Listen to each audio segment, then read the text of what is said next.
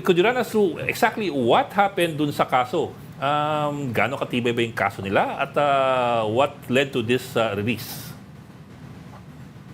Ang nakapagpalaya sa kanila ay yung order ng Regional Trial Court of Catanawan, Quezon Province, na nagsasabi na hindi legal ang pagka-aresto sa kanila. Hindi legal. What was filed was a motion to quash the information or the charges for the lack of jurisdiction over the person of the accused. Ang ibig nang sabihin nun, in layperson's terms, ay walang valid na basis yung pagka-aresto sa kanila na walang warrant. And for that reason, walang jurisdiction ng court, kaya i-dismiss nila ang kaso. So does that mean, sir, does that mean that the arrest was illegal or irregular or anomalous or any of those adjectives? And if that is the case, is there any recourse that has to be done? Yes, that means that the arrest was unlawful and invalid. Ang sinasabi kasi ng law enforcers natin ay valid daw na hot pursuit arrest yung napagkahuli kay Jade, kay Direct Jade.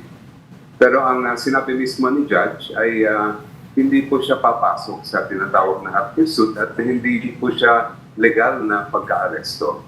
Kaya sila nakalaya. Ba silang recourse na Oo. magsampa ng reklamo or kaso doon sa mga humuli?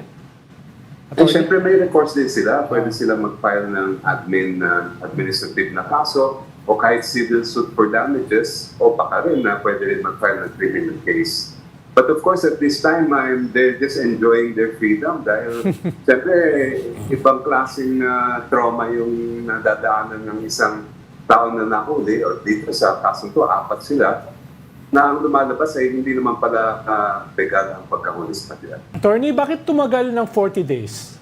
Bakit hindi 1 week or just a few days? Anong naging problema?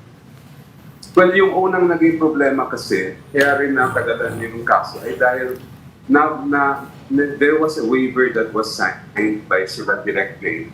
Pero ang lumalabas, nung nakausap namin sila after na napirmahan nila yung waiver, ay hindi nila naintindihan. Yung palang ibig sabihin ng pagpirma ng waiver ng Article 125 ay pumapayag na pala sila na magpakulong habang ongoing ang preliminary investigation.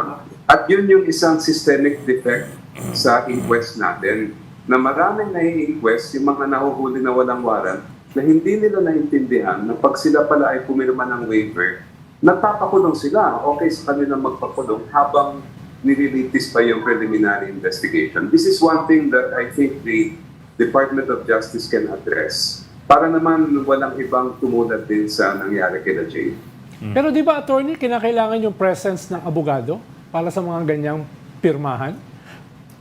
In this particular case, ayon sa kwento nila Jade, dahil wala naman ako noon nung nangyari ito, meron silang nakausap na lawyer pero wala doon sa Catanawan yung lawyer.